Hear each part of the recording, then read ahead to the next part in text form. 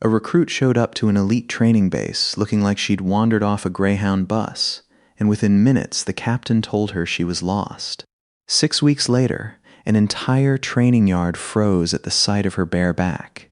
Blackridge training facility sat on 400 acres of red Georgia clay, 30 miles from the nearest town worth naming. On the morning she arrived, the woman climbing down from a battered gray pickup looked like she'd wandered off a Greyhound bus by mistake. Faded t-shirt, a backpack with a busted zipper held together by safety pins, boots so worn the tread had gone smooth on the left heel. Her name, according to the clipboard, was Vivian Cross. Nobody at Blackridge had any idea that the woman standing in that gravel lot had grown up behind wrought iron gates in Greenwich, Connecticut, with private tutors and a family fortune that could have bought the training facility twice over. She'd never mentioned it. She never would. Some things you bury so deep that even you stop checking if they're still there. Supplies that way, Captain Ray Voss said, not looking up from his roster. Voss had a voice that could silence a bar fight, and this morning he aimed it like a weapon. "You're lost, ma'am." "I'm not lost," Vivian said. Voss finally looked up. Whatever he saw, the flat, unimpressed calm in her eyes, didn't register as anything worth his time. He made a note, muttered something about civilian contractors, and moved on to the next recruit. Nobody laughed yet. That would come at dinner. The mess hall that first night smelled like burnt coffee and floor wax. Vivian sat alone at the end of a long table, working through a tray of something labeled beef with the patience of someone who'd eaten worse in places with no walls at all. Doyle noticed her first. Big kid, Tennessee accent, the kind of confidence that came from never once losing an argument at home. He leaned across the table with a spoonful of mashed potatoes and flicked it onto her shoulder, grinning at the laughter that rippled down the bench. "Oops," Doyle said.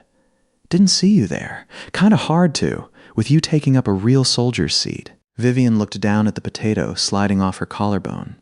She wiped it away with a napkin, folded the napkin once, and kept eating. She didn't look at Doyle. She didn't look at anyone. It was as if the whole exchange had happened to someone standing slightly behind her. That silence unsettled people more than anger would have. Anger they could push against. Silence just sat there, unreadable. By the second week, the hazing had a rhythm to it, the way cruelty does when nobody stops it early enough. During a brutal 6-mile conditioning run through the Pine Flats, Grant Ellison, the group's golden boy, a lacrosse recruit from a Boston prep school whose father sat on some defense subcommittee, fell into step beside Vivian and glanced down at her boots. "Those things held together with prayer?" he said. "My grandma's got better tread on her walker."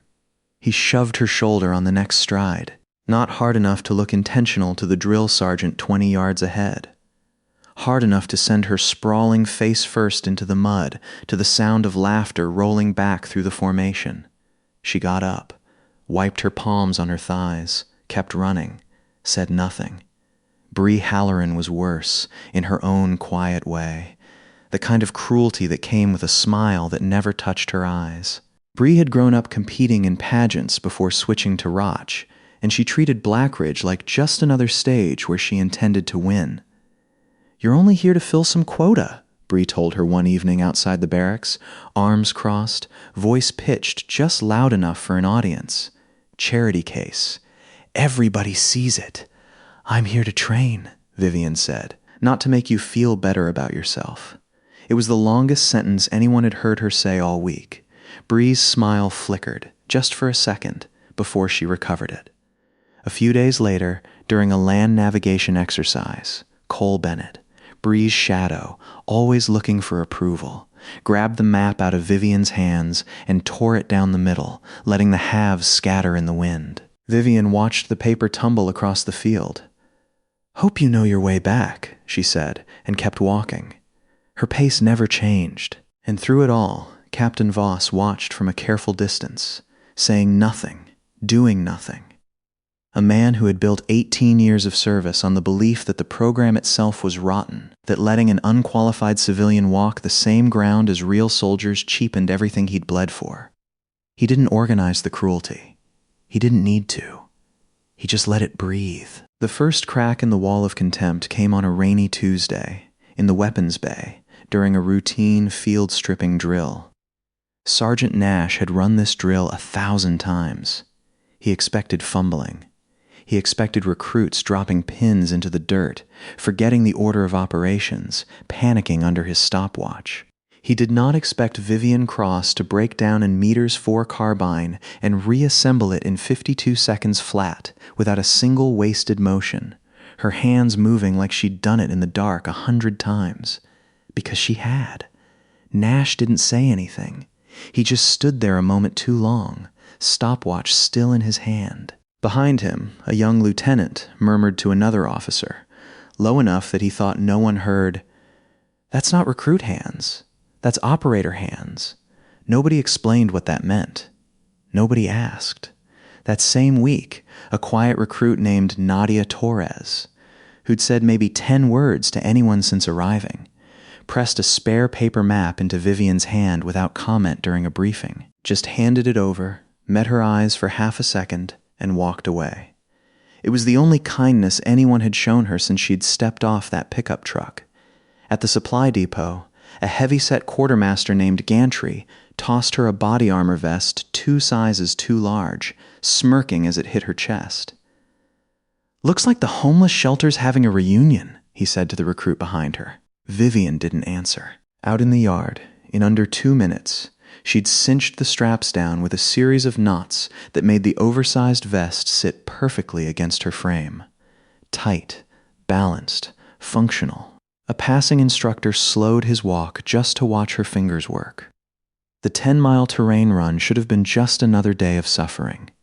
Instead, it became something closer to a referendum. Bree shouldered into Vivian on a narrow switchback, sending her sprawling into a ditch and costing the whole formation valuable time.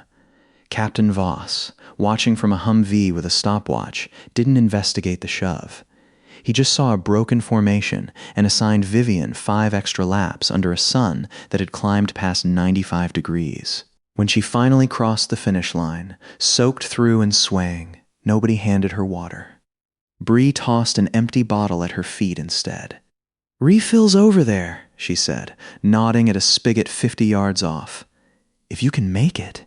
Vivian picked up the bottle, filled it herself, and drank without a word. 2 days later came the 400-meter marksmanship qualification. The day everything started to change. Recruits around her were rattled, missing wide, hands trembling from the accumulated exhaustion of 6 weeks at Blackridge. Vivian stepped up to the firing line, settled into position, and put 5 rounds dead center. Even though, unnoticed by everyone including her, the sight on her issued rifle had drifted slightly off 0. She'd compensated for it without thinking, the way you compensate for wind you can't see but have learned to feel. A colonel observing from the range tower lowered his binoculars and murmured to his aide, "That's a special operations trigger pull," the aide frowned.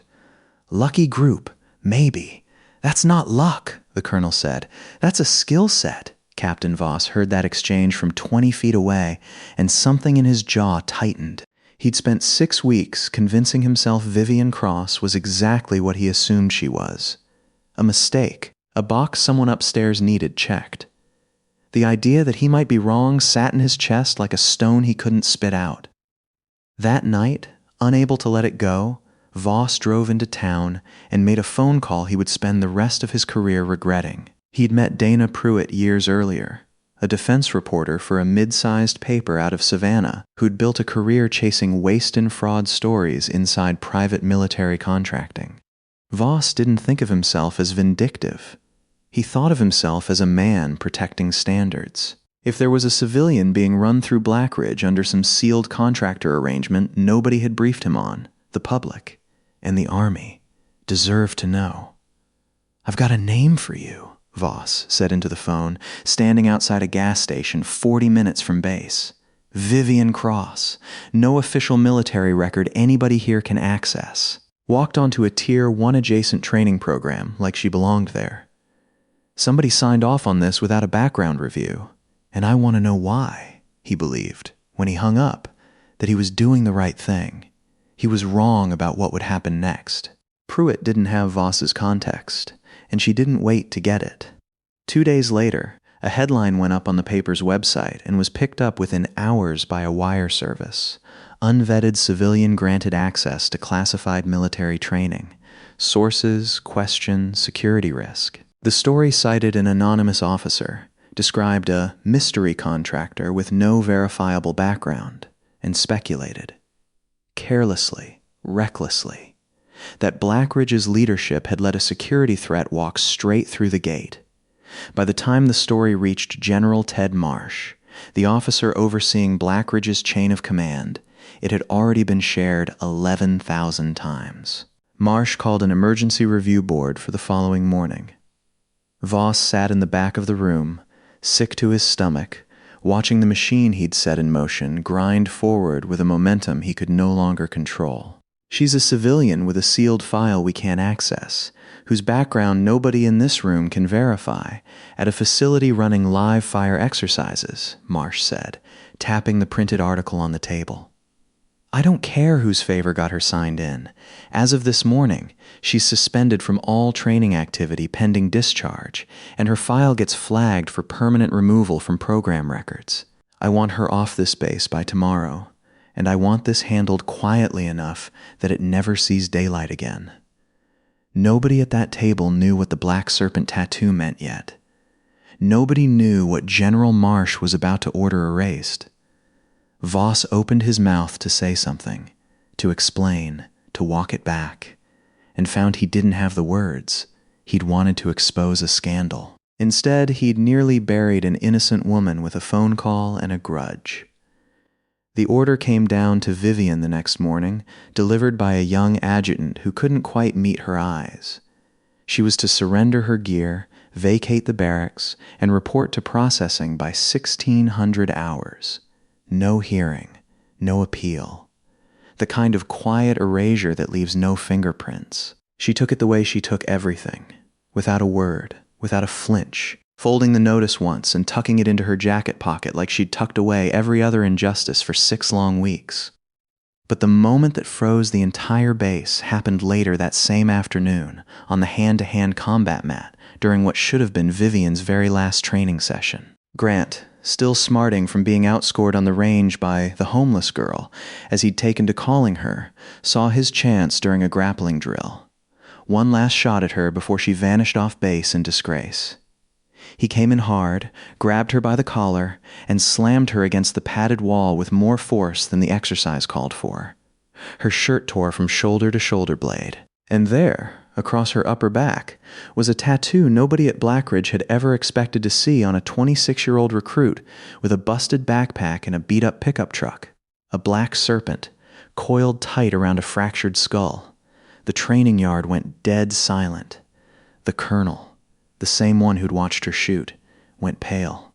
He crossed the yard in 6 long strides, and when he spoke, his voice had lost every trace of command-level steadiness. Who authorized you to carry that mark? Vivian rolled her shoulder back, unbothered, and met his eyes. Nobody authorized it, sir. It was given to me by Shadow Cobra himself. I trained under him for 6 years. The colonel straightened to attention and threw a salute.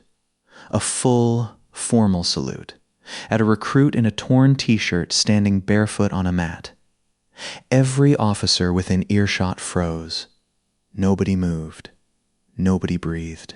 In 20 years of service, not one of them had ever seen that mark on a living person, because the only people authorized to wear it were the handful who had survived training under a man most of the special operations community believed had vanished off the grid 5 years earlier. A ghost instructor whose name got you escorted out of a room if you said it too casually. Word of the discharge order reached General Marsh's office within the hour, carried by an aide who'd watched the whole thing from the tree line. Marsh, to his credit, moved fast once he understood what he'd nearly done. The suspension was rescinded before it ever took effect. The review board notes were sealed, and the wire story ran a quiet correction 3 days later that almost nobody saw, the way corrections rarely travel as far as the accusations that made them necessary. Humiliated and unwilling to let it go, Grant demanded a real match. Voss, still trying to process what he'd just watched, what he himself had nearly caused, allowed it, mostly because he no longer trusted himself to make any other call. Vivian didn't throw a single punch for the first 20 seconds. She simply moved, slipping, redirecting, letting Grant's own momentum carry him past her again and again until his shoulders sagged and his breath came in ragged pulls. Then, in one motion that took less than 3 seconds, she stepped inside his reach, wrapped an arm around his neck, and put him to sleep. He was out cold in 8 seconds. She lowered him to the mat gently, checked his airway out of habit, and stepped back. Captain Voss didn't wait for paperwork. Cross is honorary training cadre, effective immediately, he announced to the yard. Anybody's got a problem with that. You can discuss it with me personally. Nobody did. Later that evening, Voss found her alone by the motor pool and did something he hadn't done in a long time. He apologized, plainly, without excuses. "I made a call I shouldn't have made," he said. "I was trying to protect something, and I nearly destroyed someone instead. That's on me. I won't ask you to forget it." Vivian studied him a moment. "You didn't know who I was," she said. "Most people don't, until it's too late to matter. Do better next time, Captain. That's all I'd ask." It wasn't forgiveness, exactly. But it was more grace than he'd expected, and he carried it with him the rest of his career. A week later, during an urban assault exercise, Bree deliberately broke formation during a room-clearing drill and then loudly blamed Vivian for the failure in front of the debrief officer. It might have worked, until the overhead drone footage was pulled and reviewed. The video didn't lie. Bree's team lost major points, and whatever reputation she'd built over 6 weeks came apart in front of the entire base in about 90 seconds of unedited footage.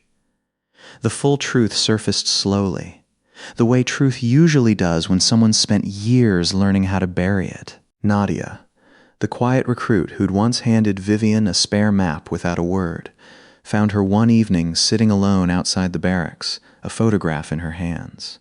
In it, a man in a black jacket stood with his face slightly blurred by motion, but even through the blur, something in his posture radiated authority most men spend a lifetime failing to fake. "Who is he?" Nadia asked. Vivian looked at the photo a long moment before answering. "Someone who taught me that the strongest people are usually the quietest ones in the room."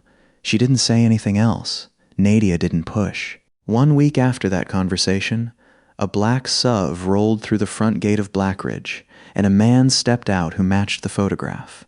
Older now, silver at the temples, but carrying the same unmistakable bearing. The colonel who'd saluted Vivian on the mat crossed the yard at a near run and stopped 3 feet from the man, snapping to attention. "General," he said. It was General Marcus Kane. 3 tours, a career most officers only read about in classified briefings, and, as it turned out, Vivian's husband. The training yard went silent for the second time in a month. General Kane walked past the assembled recruits without acknowledging a single one of them, crossed straight to Vivian, and rested a hand on her shoulder. She looked up at him, and for the first time since she'd arrived at Blackridge, something like a real smile crossed her face. Together, they walked to the same rusted-out pickup truck she'd driven onto base 6 weeks earlier, climbed in, and drove off in a cloud of red Georgia dust, while 200 recruits stood watching in a silence nobody dared to break. At the final evaluation board, a young officer who'd only just been briefed on the situation made the mistake of suggesting Vivian Cross be dropped from the training roster due to insufficient demonstrated leadership. Apparently unaware of how close that outcome had already come to happening, and for far worse reasons than the ones he was citing, the colonel didn't raise his voice.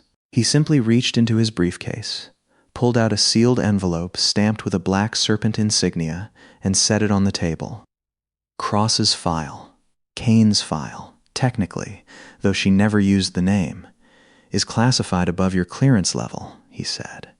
But I'll tell you this much for free. She is the only person in this building who could run this entire base blind, in the dark, without breaking a sweat. Read it. Then ask yourself who's actually lacking in leadership. The young officer didn't open the envelope. He didn't need to. The look on the colonel's face told him everything. Consequences arrived fast, and they weren't gentle. Footage of Bree mocking Vivian during those first weeks.